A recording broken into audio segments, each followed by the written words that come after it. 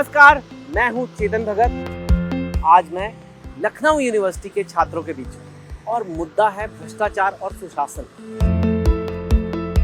इस मुद्दे को गहराई से समझेंगे। ये सिर्फ यूनिवर्सिटी नहीं, एक तरह से टूरिस्ट अट्रैक्शन है। अभी मैंने यहाँ हिस्ट्री में पुराने पोस्टर देखे, जब भगत सिंह को फांसी की सजा हुई थी, बड़ा ऐसे दुख भी होता है देख के। और हमारी हिस्ट्री का इतना बड़ा हिस्सा है और वो यहाँ पे हैं। और ये यहाँ पे मालवीय ऑडिटोरियम है और यहाँ ये ऑडिटोरियम भी बहुत हिस्टोरिकल है क्योंकि विधानसभा का पहला सेशन यहीं पे हुआ था और बहुत एक्साइटेड हूँ मैं। और यहाँ ये कॉन्स्टिट्यूशन ऑफ इंडिया का संविधान स्थल है जो भी देखने लायक है। मैं वही कह रहा हूँ कि ये एक कॉलेज है, कहने को विश्वविद्यालय है, लेकिन यहाँ पे बड़ी इंस्पायरिंग चीज़ें मिलती है। देखिए, ये हमारे संविधान का एक स्थल बना है। एक ऑफकोर्स इंडिया का यहाँ पे झंडा भी है, लेकिन एक तरह से हमारे संविधान को सम्मान दिया गया है। और मैं एक लेखक हूँ, मैं किताबें लिखता हूँ और संविधान भी एक किताब ही है। और एक किताब जिससे इतना सम्मान मिलता है वो हमारा कॉन्स्टिट्यूशन है। तो एज अ राइटर मुझे बहुत अच्छा लगता है कि एक संविधान जिससे हमारा पूरा देश चलता है वो एक किताब है और उस किताब को यहाँ इतना सम्मान दिया जा रहा है।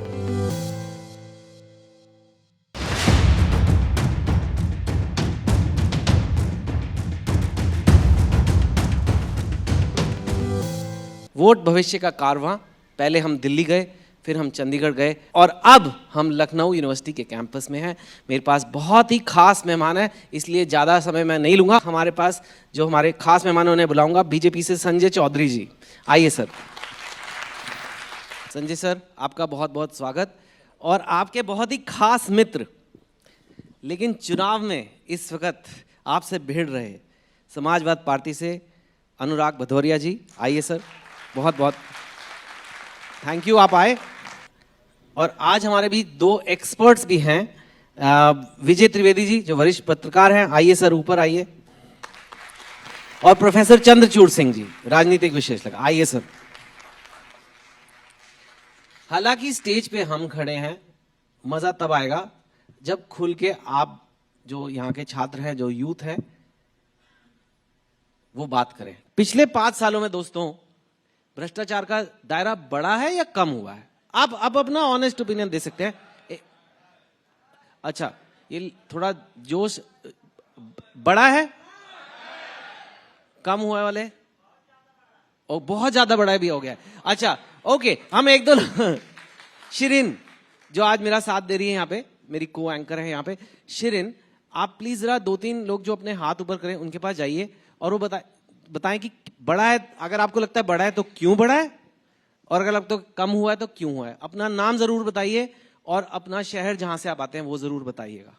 बिल्कुल। और जैसा आपने भी कहा ना कि अदब और तहजीब के शहर में है हम, तो देखिए हम जहां जहां जा रहे हैं चेतन, जिस यूनिवर्सिटी में जा रहे हैं, वहां पर बच्चे बहुत मुखरता के साथ अपनी बात रख रहे हैं और ये बताता है कि ये हमारे देश का भविष्य क्यों है। तो चलिए जल्दी से हाथ उठाइए, किसी अपनी बात इस पर कहनी है।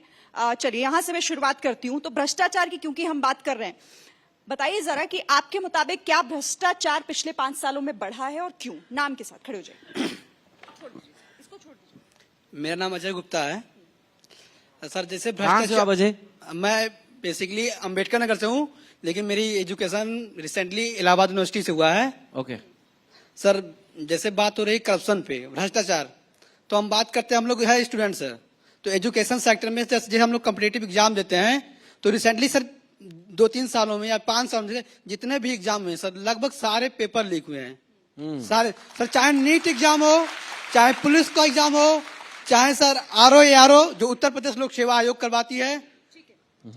तो सर हमारा कहना है सर, जो पेपर बढ़ते हैं 1,000 रुपए में, 100 रुपए में, एक पेपर लीक एक बहुत बड़ी समस्या। पेपर लीक भी एक तरह का भ्रष्टाचार है, उसके पीछे कोई और सवाल पूछना चाहता है जल्दी से, और छोटे में अपना सवाल रखिएगा, ठीक है? फिर मैं आपके पास पेपर लीक डेफिनेटली, और कुछ जगह दीजिएगा, छोटा बताना। हाँ, हेलो सर, हेलो मैम, मेरा नाम विवेक जयरथ है। मैं बेसिकली इसी यूनिवर्सिटी से हूँ।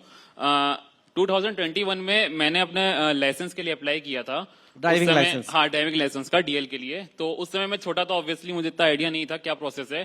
तो पापा ने ये बोला कि ब्रोकर के थ्रू बनवाएंगे, 5300 रुपए लगेगा। मैंने कहा ठीक है, हो सकता है, कोई बात नहीं।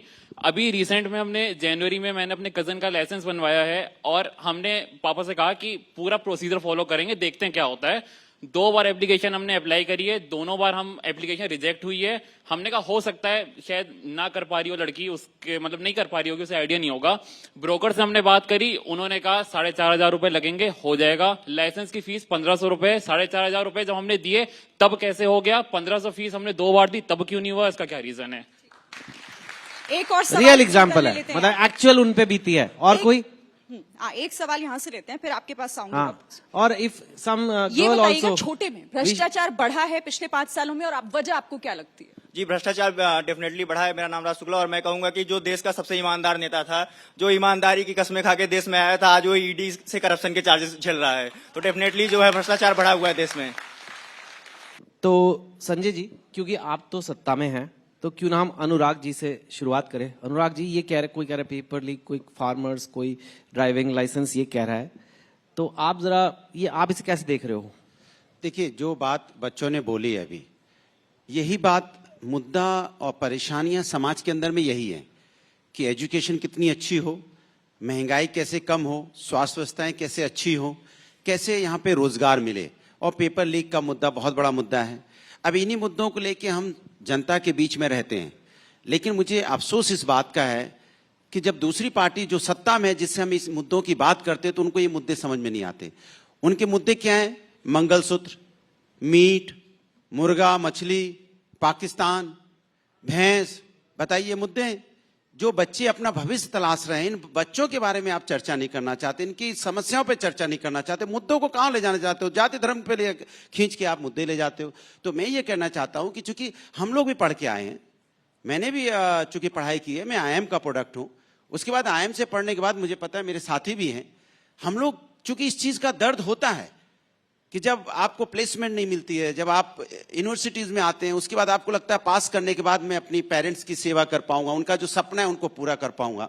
मुझे पता है कि किस तरह से फीस माँ बाप देते हैं, किस तरह से बच्चे अपने उनसे फीस मांगने के लिए 20 बार अंदर पेट में हवा भरनी पड़ती है कि पापा से पैसे मांगे फीस देने के लिए, कपड़े खरीदने के लिए, किताब खरीदने के लिए, इतनी ताकत लगानी पड़ती है। अगर वो ताकत लगा के हम पैसे उनसे मांगते हैं, उसके बाद भी अगर पर्चा लीक हो जाए, तो बताओ हम अपने पापा मम्मी के सामने किस चेहरे से खड़े होंगे जाके दोबारा फीस मांगने के लिए? सोचिए आप, ये कितनी तकलीफ की बात है। संजय और सर, हम इसको मुद्दा बनाते तो कहते हैं राजनीतिक। मैं कोई राजनीतिक बात नहीं करना चाहता हूं, क्योंकि मैं बच्चों के बीच में बैठा हूं। हम कहते हैं कि हमारी परेशानी को समझ जाइए। ओके संजय सर, कुछ लोग कहते हैं कि 10 साल में यूपी में तो बहुत बदलाव आ गया, यूपी कैसा होता था अभी कितना, और पॉपुलर भी हैं सीएम, और एक तरफ से अनुराग जी कह रहे हैं कि मुद्दई और हैं आपके, तो अब आप ये मेरे को कंफ्यूजन दूर करो।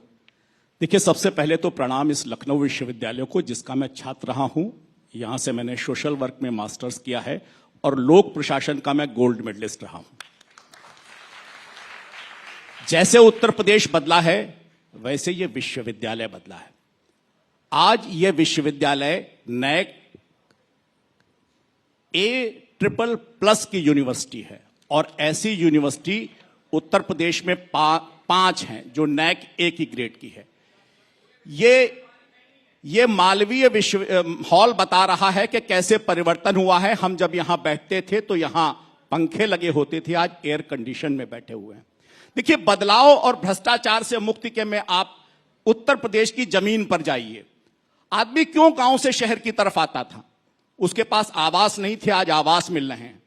आवास में शौचालय मिल रहे हैं, शौचालय के साथ उस आवास में बिजली का कनेक्शन मिल रहा है, जलाने के लिए फ्री की रसोई गैस मिल रही है, उसके बाद नल से शुद्ध जल मिल रहा है। और ये असंभव सा संभव अगर करके दिखाया है तो इस सरकार ने दिखाया है। भ्रष्टाचार से मुक्त होने के लिए मैं पूरे अपने इस सदन से चाहूंगा कि एक उदाहरण बताइएगा। अगर किसान को सम्मान निधि मिल रही है, उसके खाते में 2,000 आता है, मित्रों एक उदाहरण लेके आइए कि किसी को 1,999 रुपया 99 पैसा मिला हो। एक उदाहरण लेके आइए। आज बच्चों को जो बेसिक एजुकेशन में हैं, उनको पहले ड्रेस, जूता, मोजा जो दिया जाता था, उसका भ्रष्टाचार आप सबने सुना होगा। एक 7 नंबर का जूता और एक 5 नंबर का जूता, लेकिन अब पैसा उनके अकाउंट में, उनके अभिभावक के अकाउंट में जा रहा है और भ्रष्टाचार से मुक्त होकर जा रहा है। एक योजना बनाइए कि जिसमें भेदभाव हो रहा हो। अगर रसोई गैस का सिलेंडर अगर शकुंतला को मिल रहा है तो शाहमीना को भी मिल रहा होगा। बिना किसी भेदभाव के साथ सारी योजनाएं अगर नीचे तक पहुंची हैं तो यही भेदभाव से मुक्त है कि गरीब को भी लाकर बैंक का अकाउंट खुलवाते हैं और पैसा सीधा डालते हैं। मुझे लगता है कि लक्ष्य दूर होगा, लेकिन ये लक्ष्य भी प्राप्त होगा। निश्चित रूप से भ्रष्टाचार से मुक्त किया है, भेदभाव से मुक्त किया है, और तभी उत्तर प्रदेश में और देश में बदलाव की कहानी आगे बढ़ रही है। अनुराग जी, 10 आपको 10 सेकंड में दे रहा हूं, हाँ। क्योंकि मेरे को मेरा बस सीधा सा सवाल है, किसान की बात जब ये करते हैं तो भूल जाते हैं यही किसान को एमएसपी की गारंटी नहीं दे पा रहे। एक साल तक किसान धरने पे बैठा रहा, कितने किसानों की मौतें हो गई, इसके बारे में नहीं बोलेंगे। आप जब ये महिला के बारे में बोलेंगे तो पहलवान महिलाएं जो देश के लिए मेडल जीत के आए उनको रोड पे घसीटा गया, उनके घर वालों को टिकट दे दी इन्होंने लड़ने के लिए। एक मिनट सर, नहीं, वो मणिपुर की महिलाएं जिसके साथ अन्याय हुआ, बीएचयू की बच्चियों के साथ अन्याय हुआ, क्या उसके पे सर, मैंने 10 सेकंड से ज्यादा आपको कमाल की बात करेंगे आप आप महिला पे बात करेंगे, छात्रों पे बात करेंगे। अब देखिए अच्छा। कौन सा वर्ग खुश है? छात्र के पर्चे लीक हो रहे हैं, युवा बेरोजगारी से आत्महत्या कर रहा है, महिलाओं को रोड पे घसीटा जा रहा है, कि किसान आत्महत्या कर रहा है, एमएसपी गारंटी नहीं दे रहे। बात किसकी कर रहे हैं कि हमने शौचालय दे दिया, शौचालय में पानी है तो वहां पे दीवार नहीं है, दीवार है तो पानी नहीं है, ऐसा शौचालय आपने दिया है। आपने शौचालय दिया है, नल है, नहीं कहते नल में जल दिया, जहाँ नल है वहां जल नहीं है, जल है वहां नल नहीं है। अनुराग क्या जी, बात करते हैं आपने 10 सेकंड मांगे थे यार। सर ये कह रहे हैं कि इतना कुछ कर दिया है, ये कह रहे हैं कि कुछ भी नहीं करा है। चेतन साहब, भ्रष्टाचार जो है सबसे बड़ा मुद्दा रहता है देश में, और ये लंबा मुद्दा है, कोई आज से नहीं है। पर ये जेन्युइन है मुद्दा सर, क्योंकि ये एक genuine तरह से है कहते हैं कि मतलब जैसे कुछ और, जैसे आइडेंटिटी के मुद्दे, रिलीजन के मुद्दे भी, मतलब पब्लिक उसे वो ज्यादा सबसे ध्यान देती है। ज्यादा जरूरी मुद्दा है, महत्वपूर्ण मुद्दा है, क्योंकि हर दिन से जुड़ा हुआ है। जैसे आपने लाइसेंस की बात की, कुछ कॉलेज की पेपर लीक की बात की, हर एक से जुड़ा हुआ मुद्दा है, और एक कॉम्प्लिकेटेड इशू है, कॉम्प्लेक्स इशू है। इसको हल करना इतना आसान काम भी नहीं है। लेकिन मैं सुशासन और भ्रष्टाचार को एक कनेक्ट मानता हूं। सुशासन का मतलब ही भ्रष्टाचार मुक्त होना है। अगर आप भ्रष्टाचार मुक्त नहीं है तो उस सुशासन का कोई मायने नहीं है। लेकिन दूसरी तरफ यह भी सच है कि इस सरकार के रहते हुए या पिछले 10 साल में पहला मौका मैं ऐसा देख रहा हूं कि जब कोई सरकार के बड़े मंत्रियों पर कोई बड़े भ्रष्टाचार के आरोप नहीं लगे हैं। तो वो एक अलग मुद्दा है, लेकिन जनता से जुड़े मुद्दों पर भी चर्चा होनी चाहिए। और ड्राइविंग लाइसेंस नहीं मिले वो ज्यादा जरूरी है कोयला घोटाला के 1,30,000 करोड़ की। ओके सर आप बताइए चंद्रचूड़ जी, फिर उसके बाद हम पब्लिक का रिएक्शन लेंगे, फिर वापस आपको मौका दूंगा। सर इन्होंने काफी स्पीड पे बोला था, आप I am sure you want to react.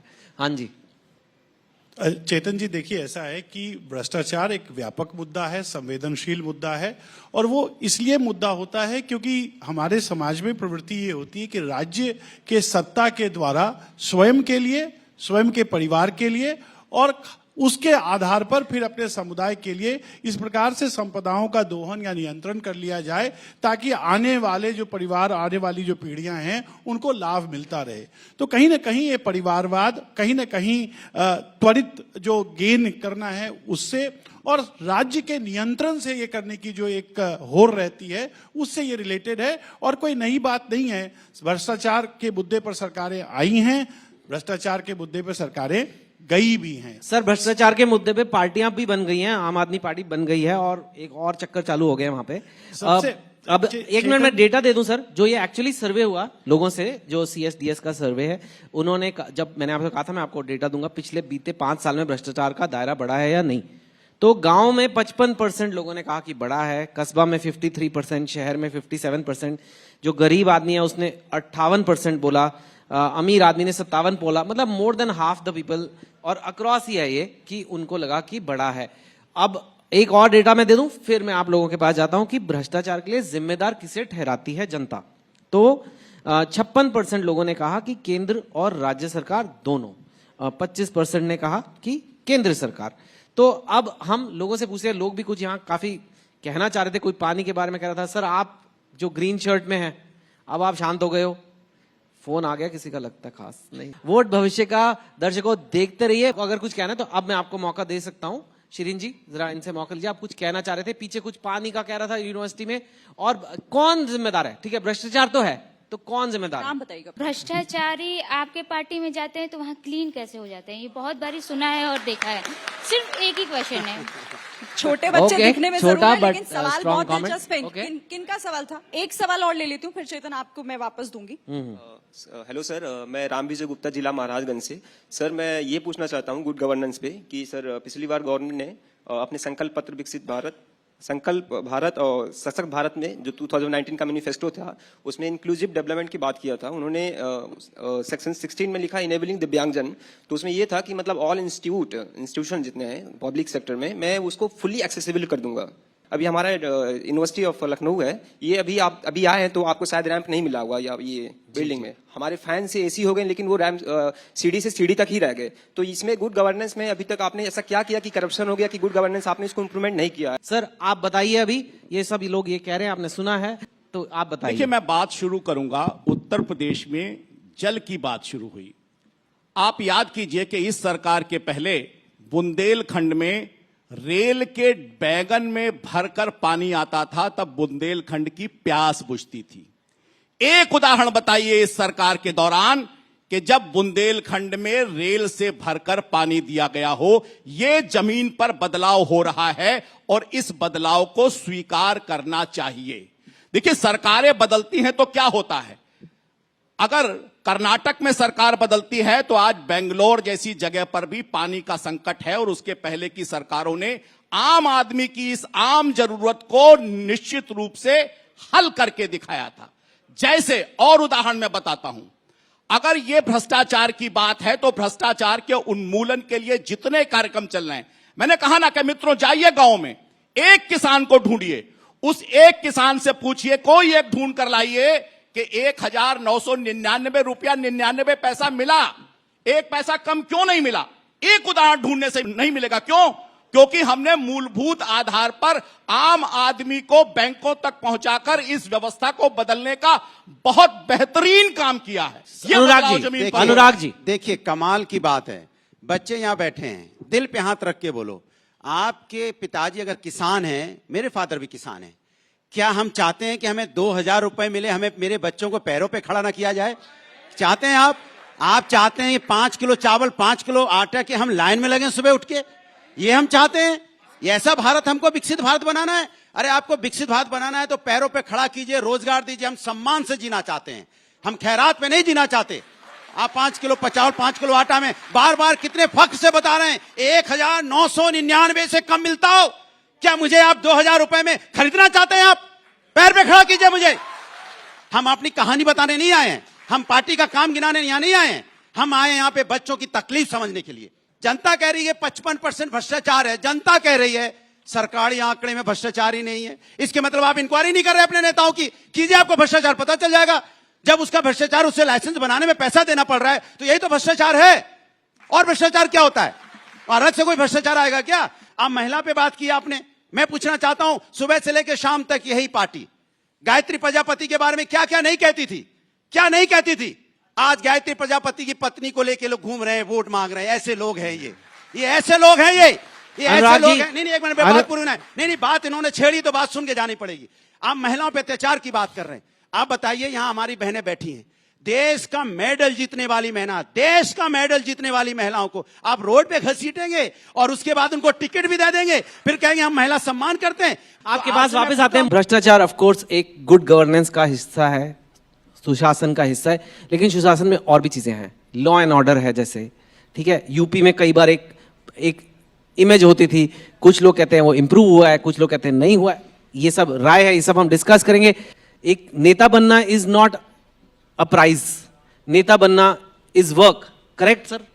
ये तो आप दोनों मानते हैं। तो सुशासन कितना बड़ा मुद्दा है और आपको क्या लगता है? तो क्यों ना हम पीछे से शुरू करते हैं। राज शुक्ला नाम है और मैं यहाँ पे फिजिक्स में पीएचडी कर रहा हूँ।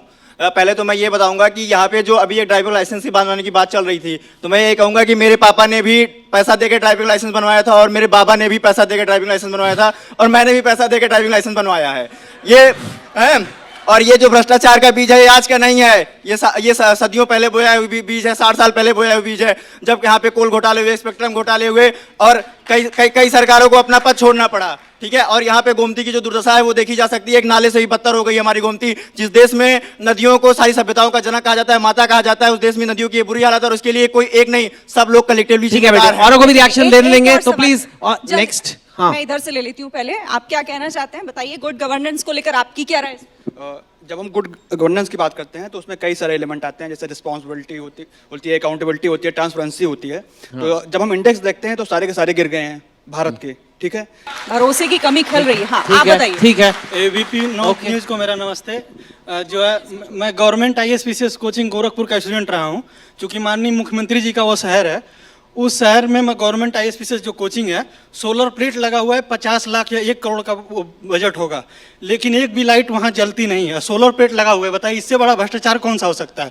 और गवर्नमेंट IAS कोचिंग जो है, उत्तर प्रदेश में 75 जिले हैं, तो 50 जिले के बच्चे वहाँ पे रहते हैं, और 50 जिले के बच्चे सुन रहे होंगे कि मैं झूठ बोल रहा हूँ कि सही बोल रहा हूँ। चलिए जल्दी से। That girl there please. Then hello ma'am, state my that. Self is Nidhi Dwivedi. My question is that कि इंडेक्स की जैसे बात हो रही थी, तो इंडिया का जैसे HDI इंडेक्स है, उसमें भी बहुत ज़्यादा लो स्टेटस आ रहा है, और हैप्पीनेस इंडेक्स है उसमें भी। और जैसे भूटान का एग्जांपल ले रहे तो वो हमसे छोटा कंट्री है, और गुड गवर्नेंस उसका एक बहुत बड़ा इंडिकेटर है। तो अगर ऐसा है तो हम लोगों का इंडेक्स इतना लो क्यों आ रहा है? That's the question. मेरे को ऊपर आना पड़ेगा वक्त की वजह से। मैं पहले एक्सपर्ट्स को बोलने देता हूँ, क्योंकि एक बार ये रेलगाड़ी छूट गई, राजधानी एक्सप्रेस, तो आपकी पैसेंजर गाड़ियाँ थोड़ी, तो आप 20-20 सेकंड का अपना इसमें सुशासन पे अपनी टिप्पणी कर दीजिए, ताकि हम फाइनल राउंड बॉक्सिंग मैच का जी जी चेतन, आराम से शुक्रिया देख सके। कि हमें भी याद किया, लेकिन ये नेताओं को जवाब देना जरूरी है। वो मैं इसलिए समझता हूँ क्योंकि सब लोग उनसे चाहते हैं कि वो क्या रिपोर्ट कर रहे हैं। सुशासन और भ्रष्टाचार पर मैंने पहले भी कहा कि सुशासन और भ्रष्टाचार कनेक्ट है। सुशासन का पहले शर्त है कि भ्रष्टाचार नहीं हो। जो यहाँ पर सब लोगों ने बात की है, वो भ्रष्टाचार की बात को लगातार करते रहे, और वो बहुत महत्वपूर्ण है कि आम आदमी के साथ भ्रष्टाचार जो हो रहा है वो कैसे खत्म हो। नमामि गंगे की बात हुई, वो बहुत महत्वपूर्ण बात थी नमामि गंगे की। मुझे लगता है आजकल गंगा जल जो है, संजय जी की पार्टी में भ्रष्टाचारियों को धोने के काम में ज़्यादा आता है, तो वो वहाँ पर हो रहा है कि नहीं हो रहा साफ, तो वो। लेकिन सरकार को सबसे ज़रूरी काम है कि बड़ी बड़ी योजना जो होती हैं उसके बजाय आम आदमी के पास क्या काम पहुँच रहा है, इम्प्लीमेंटेशन पर जब तक ध्यान नहीं देंगे तब तक सुशासन नहीं होगा। बड़ी नीतियाँ तो बनाई जा रही हैं। चंद्रचूड़ जी, फटाफट आपका रिएक्शन, और उसके बाद जी। सर उनको पहले बोलने दूंगा, आपको आखिरी दे दूंगा, क्योंकि लास्ट आपने बोला था। चेतन जी देखिए, भ्रष्टाचार एक मुद्दा है, परंतु सच अच्छा, क्या है आप ये भी बोलिए। जान लेना जरूरी है। ये जो चुनाव हो रहा है, एक अनुमान के अनुसार 1,20,000 से 35,000 करोड़ खर्च इसी चुनाव में होंगे। 2019 का जो चुनाव हुआ था उसमें लगभग 60,000 करोड़ रुपए के खर्च की अनुमान थी, और ये खर्च राज्य का और सभी जितने प्रत्याशी हैं उनके द्वारा किए गए खर्च को जोड़ लें तो लगभग इतनी राशि होती है। अब आप ये सोचिए कि अगर हम भ्रष्टाचार को से भारत को मुक्त करना चाहते हैं तो हमें क्या क्या करना होगा। इस चुनावी खर्च पर नियंत्रण कौन लगाएगा, कैसे लगाएगा, कब लगेगा। एक दूसरी बात जो बहुत महत्वपूर्ण है वो ये है कि जब हम चाहते हैं कि सुशासन हो, तो एक मानसिकता ये भी तो है ना कि हम बाहुबलियों के प्रति कितने आकर्षित हो रहे हैं। उन बाहुबलियों पर कैसे शिकंजा कसेगा, और उसके लिए न्यायालयों के द्वारा किस प्रकार से त्वरित न्याय, justice delayed is justice denied, ये तो हम सब जानते हैं ना। तो वो एक बहुत बड़ा चीज है जिसके लिए जो मुझे लगता है कि पूरे समाज को उसके लिए उत्प्रेरित होना पड़ेगा। और तीसरी और सबसे अंतिम बात मैं कह रहा हूं कि जहां तक भ्रष्टाचार बढ़ा है, घटा है, ये एक बात है, लेकिन ये भी बहुत जरूरी बात है कि एक सूचकांक में एक बड़े प्रमुख मीडिया हाउस ने ये अभी सर्वे किया। उस सर्वे में यह देखा गया कि अन्य मुद्दे तो चुनावी मुद्दे हैं, पर उनकी तुलना में भ्रष्टाचार सबसे नीचे आने वाला मुद्दा है। लगभग 5.5% लोग ने ही भ्रष्टाचार को मुद्दा माना। और वो क्यों है? वो इसलिए है कि ये बहुत महत्वपूर्ण है कि हम ये देखें कि भ्रष्टाचार की बात कर कौन रहा है, भ्रष्टाचार पर प्रश्न उठा क्या रहा, कौन रहा है, क्रेडिबिलिटी कितनी है उनकी और कितनी रही है। इसलिए आई थिंक मुझे लगता है ये सारे प्रश्नों पर विचार करना आवश्यक होगा। तो संजय जी, आप पहले बोलना चाहते हैं? ठीक तो है। मुझे लगता है कि जो अनुराग। समाज के अंदर में जनता है, अगर वो भ्रष्टाचार की बात कर रही है तो उसकी क्रेडिबिलिटी पे तो सवाल नहीं उठना चाहिए। जनता तो भ्रष्टाचार की बात तो जनता कर रही है ना, सरकार तो कर ही नहीं रही है। सरकार तो अच्छी अच्छी बातें गिना रही है, उसमें कोई दो राय नहीं। देखिए, सरकार से सवाल ये होता है कि जब 70 साल या 50 साल आप बोलते हो यहाँ दूसरे की सरकार रही, तो हमारे देश पे कर्जा आया 55 लाख करोड़। 10 साल में उन्होंने देश पे कर्जा थोप दिया है 205 लाख करोड़। सोचो 150 करोड़ इन्होंने हमारे ऊपर कर्जा थोप दिया है, और हमारे आपके ऊपर में जो हम लोग यहाँ बैठे हैं 1,40,000 का कर्जा हमारे सर के ऊपर में है जो इन्होंने दिया है। फिर लगाया कहाँ, ये बता दीजिए। जब हमारा कोई विकास ही नहीं हुआ, हमारी लाइफ में कोई परिवर्तन ही नहीं हुआ, हमारी जिंदगी वैसी की वैसी बनी रही, उससे बदतर हो गई, फिर 1,40,000 करोड़ आपने मेरे ऊपर लाद क्यों दिया? आप तो कहते थे हम आएंगे, देश के अंदर में डॉलर जो है मुकाबले रुपया एकदम पतला हो रहा है, बहुत पतला हो गया। तब तो 60-65 था, अब तो 83 रुपए हो गया। अब तो आपने इतना पतला कर दिया कि रुपया दिखाई नहीं पड़ रहा है। तो आप ये बताइए ना कि आप जनता के लिए क्या करेंगे। फिर इनकी आदत क्या है, देखिए, इनसे सवाल पूछो आपने क्या किया, पिछली सरकार में ऐसे नहीं हुआ था, फिर 1970 में हुआ था, 1950 में हुआ था, 1980 में हुआ था, 1990 में चले जाएंगे, 2000 में चले जाएंगे, 2010 में जाएंगे। आपसे सवाल हो रहा है 2014 में इस देश की जनता ने भरपूर बहुमत आपको दिया था, ये सोच के दिया था कि पीछे कुछ गलत हुआ था तो आपको आके लाके बैठाया था, ये सोच के नहीं बैठाया था कि आपको लेके आए तो आप पिछले का रोना रोएंगे और आप कोई काम नहीं करेंगे, खाली पिछला गिनाते रहेंगे। और आपका ध्यान भटकाने के लिए, सिर्फ आपका ध्यान भटकाना चाहते हैं ये, इसलिए मुद्दों पे बात नहीं करेंगे। अब आप जवाब दीजिए, वो कई देर से कह रहे हैं आप जवाब दो, मैंने कहा आप जवाब तो दे दो। मैं सारी बातों का तर्कों के साथ जवाब दूंगा। जाति की बात ना करो, लेकिन टिकट देने का अगर मौका आए तो केवल अपने परिवार के लोगों को टिकट दो। बात नंबर 1। बात नंबर 2, ये किसान के पुत्र हैं, इनकी जेब में झांकिएगा आईफोन मिलेगा, ये किसान के पुत्र हैं। किसान का बेटा आईफोन नहीं रख सकता क्या? बात नंबर 3, अरे किसान का बेटा आईफोन नहीं रख सकता क्या? अरे मेरी बात सुनिए। किसान का बेटा रख सकता है नहीं रख सकता सारे है? सवालों का किसान जवाब का बेटा क्या मर्सिडीज पे नहीं चल सकता क्या? किसान का दूंगा। बेटा एसी में नहीं बैठ सकता क्या? और किसान के बेटे को गरीब रखना चाहते हो, कभी 2000 रुपए दे रहे हो, सुनने के कभी बाद आप 2000 रुपए में मत। जिंदा रखना चाहते हो, कान कमाल की खोल बात कर कर रहे हो। रखो। एक किसान का सवाल बेटा का आईफोन जवाब हो गया तो देने पेट के में लिए दर्द खड़ा है, हूं। सोचिए। और मुझे लगता चलते। है मुंह बंद कीजिए, किसान का कान बेटा खोलिए। सर, आईफोन रख खोल लिया, कर पेट सुनो। में दर्द है, सोचो आप। एक सवाल का जवाब। किसान का एक सवाल का जवाब। सर आप बोलिए। मैं- सर आप मैं विकास की आपको उनकी बात रखने दो, आप बाद में मैं जवाब। विकास गिनाता हूं। 2014 में इस देश के अंदर हाँ। 5 शहरों में मेट्रो चलते थे, आज 20 हाँ। शहरों में मेट्रो चलते हैं। गिनाओ। ये विकास की बीच में कहानी है। रोकिए मत। एयरपोर्ट 74 थे, आज 150 हैं, ये विकास की कहानी है। अच्छा। विश्वविद्यालय सब प्राइवेट 678 कर थे, दिए। आज सर, इंटरप्ट मत 1168 है। उनको बोलने ये दो। विकास की कहानी है। हाँ। मेडिकल कॉलेज सर, ऐसे- 387 थे, आज 706 कहाँ हैं। है? ये विकास की कहानी कहाँ है। है? गाँव में जब 2014 में आदमी अपना गेहूं पैसा की लेके MSP क्या जाता थी, है आज तो वो क्या आटा है? खरीदता है आज और उत्तर उसको प्रदेश देना में पड़ता है पैसे। गन्ना जब वो आलू मूल्य का खरीदने जाता है, भुगतान प्याज कोई खरीदने विषय जाता है, नहीं टमाटर है। खरीदने जाता है, ये धनिया बताता खरीदने है जाता कि परिवर्तन चावल हुआ खरीदने है। जाता है तो उसको पैसे देने पड़ते हैं। ज्यादा दूध बोलने 35 से रुपए मिलता था, तर्क- 70 रुपए लीटर मिल रहा है। एक झूठ को जहाँ कई दाल बार 60 रुपए बोलोगे मिलती तो थी, वो आज 100 सच नहीं रुपए हो किलो जाएगा। मिल रहा है। दोस्तों एक झूठ को कई बार बोलने बस, से वो बस, सच नहीं होता। टमाटर विकास तो देश के दोस्तों अंदर- मैं हूं तहजीब और नजाकत के शहर लखनऊ में चेतन, एक चीज मैं कहना और चेतन। देख ही रहे हैं कि 42 डिग्री टेम्परेचर तो कुछ भी नहीं है, यहाँ तो 100 डिग्री बॉइलिंग पॉइंट हो गया। चेतन, और हाँ, और मेरे को सिग्नल आ रहा है कि समय की चेतन, कमी। एक बात कहना चाहता हूँ। कई बातें तो हम वैसे सर आप बहुत अकेले करना पड़ चाहते गए हैं। और I hope you enjoyed the programme. Vote भविष्य का विद चेतन भगत। देखते रहिए एबीपी न्यूज।